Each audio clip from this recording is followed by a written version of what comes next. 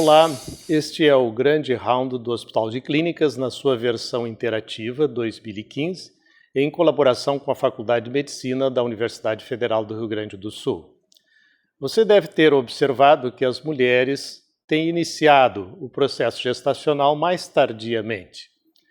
Essa opção leva necessariamente a um cuidado maior com relação à saúde do bebê. Felizmente, a medicina dispõe de testes muito eficientes para avaliar a saúde durante o processo gestacional do bebê.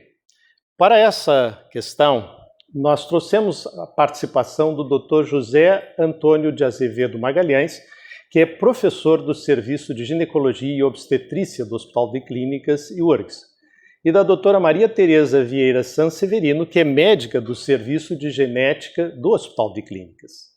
Magalhães, quais são os testes que permitem o julgamento em relação à saúde fetal? Hoje em dia a gente dispõe de vários recursos e o mais simples e o que pode iniciar esse auxílio, a segurança maior da gravidez, quando a gente pensa na saúde do bebê, seria o exame de rastreamento ou, mais popularmente, o exame de translucência nucal. É um exame de ultrassom feito em torno de 3 meses de gestação, entre 11 semanas e 13 semanas e 6 dias, em que através da medida de um espaço de líquido que existe na nuca do bebê, se consegue ter uma janela prognóstica do futuro dessa gestação. Esse exame consegue detectar a maioria dos casos com doenças genéticas, doenças do coração e diversas outras que possam vir a acometer esta gestação num período bem inicial.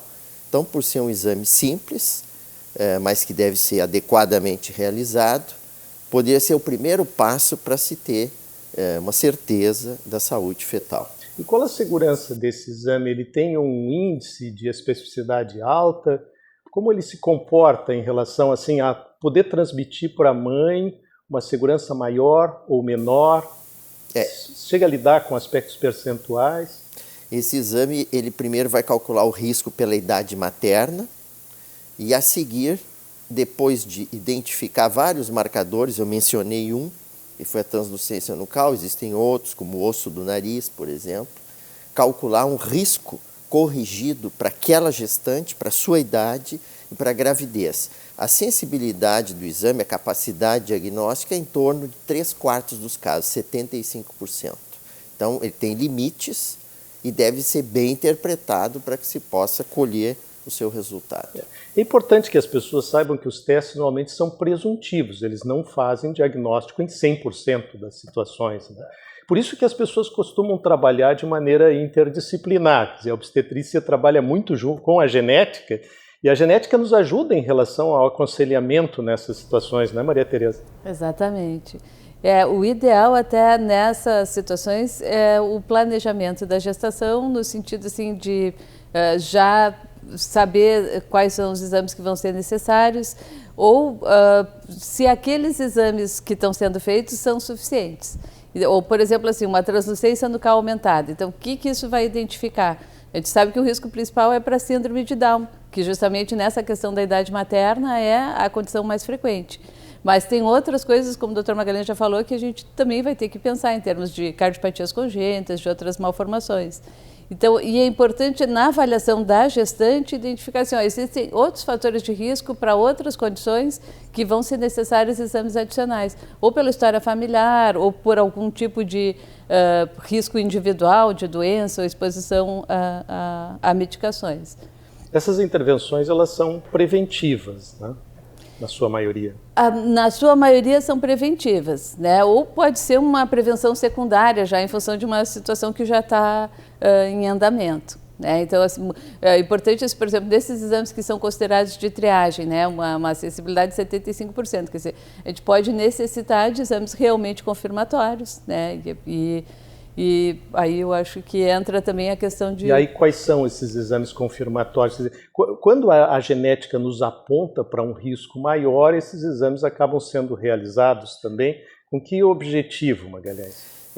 O exame de triagem ele vai levantar uma suspeita diagnóstica. Ele não faz o diagnóstico de certeza. Então a gente mencionou a translucência nucal. Eu podia mencionar um segundo, que é o DNA fetal no sangue da mãe, um exame realizado de 2 anos para cá, em que a sensibilidade é maior para a síndrome de Down, mas assim mesmo a necessidade da confirmação dessa primeira hipótese diagnóstica, desse primeiro exame, se faz necessário. E a gente utiliza então, através do ultrassom, biópsia de vilosidades coriônicas, que é uma coleta de uma amostra de placenta, a partir de 11 semanas, então bem cedo já dá para fazer isso, ou a amniocentese, que a partir de 16 semanas coleta líquido amniótico. Aí nós não vamos ter uma suspeita, nós vamos ter uma confirmação ou uma exclusão do diagnóstico. Esses métodos eles são invasivos, eles podem ser substituídos pela utilização apenas do DNA fetal? A pergunta é tanto para o Magalhães como para a Maria Tereza. O que vocês podem me dizer sobre isso? Em princípio, não. O DNA fetal, apesar da sensibilidade alta, ainda se considera um teste de rastreamento. É uma pesquisa inicial. A biópsia de vírus ou a amniocentese é que vão ser confirmatórios. Qual é a tua impressão, Maria Tereza? Uma coisa importante é assim, o DNA fetal se identifica o risco para as trissomias 13, 18, 21 e com uma sensibilidade um pouquinho menor, assim, quase 100% para essas 3 e um pouquinho menor para alterações de cromossoma sexual. Mas assim, as outras condições cromossômicas não vão estar passíveis de diagnóstico por esse exame. Então, a diferença, por exemplo, numa biópsia de vilo ou numa amniocentese, é que vai se ter o cariótipo, aí vai se olhar todos os cromossomas, identificar alterações estruturais. Então, é importante, quando a gente está levando isso em conta, saber a limitação do teste. A partir de que momento esses métodos invasivos passam a ser indicados? Quando há uma forte suspeita de uma doença. Então, foram mencionadas várias doenças cromossômicas, síndrome de Down, por exemplo, que é a mais comum. Quando um desses testes preliminares levanta a hipótese da presença dessa doença e há necessidade da sua confirmação, a gente utiliza um teste definitivo. Nós estamos falando de um percentual pequeno, né? Normalmente as gestações, mesmo com idade avançada, elas tendem a correr bem. Esse percentual pequeno ele vai aumentando na medida em que os exames de suspeição, diagnóstica, vão se tornando positivos, é isso? A partir desse momento, como se conduz a relação da mãe com esta gestação? Isso é uma pergunta difícil, mas é uma pergunta importante. Sim. Por exemplo, na questão da síndrome de Down, né, falando em termos de estimativa de risco, assim, a gente sabe assim, a probabilidade de nascer um bebê com síndrome de Down numa mãe de 40 anos é em torno de 1%. E o nascimento, assim, né, o risco no primeiro trimestre relativamente é um pouco mais alto. Em confirmando uma gestação com síndrome de Down, aí tem, na verdade, aqui para a gente que tem uma limitação em termos de decisões da família, o que se pode fazer em termos de preparação em relação ao parto. E aí, preparação da equipe, preparação do pediatra e preparação da família. Não é uma situação realmente muito simples.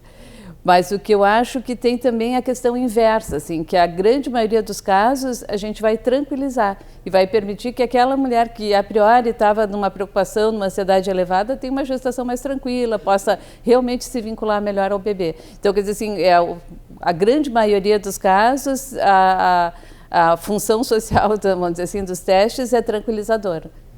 Então... Existe alguma forma de prevenção medicamentosa que a gente pudesse usar ou aconselhar as mães que estão começando as gestações mais tardiamente a se prevenir com relação a riscos, utilizando alguma forma de fármaco-prevenção?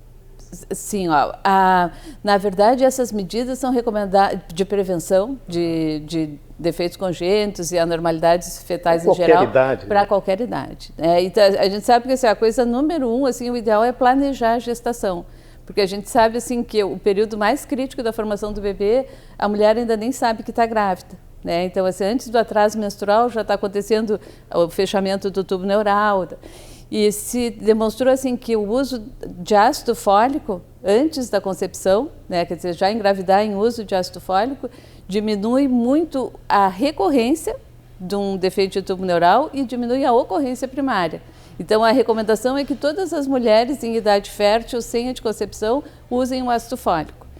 A gente tem na nossa farinha aqui, obrigatoriamente, uma suplementação de ácido fólico, assim, uma fortificação, na verdade. A suplementação seria ingerir o ácido fólico como uma cápsula, né?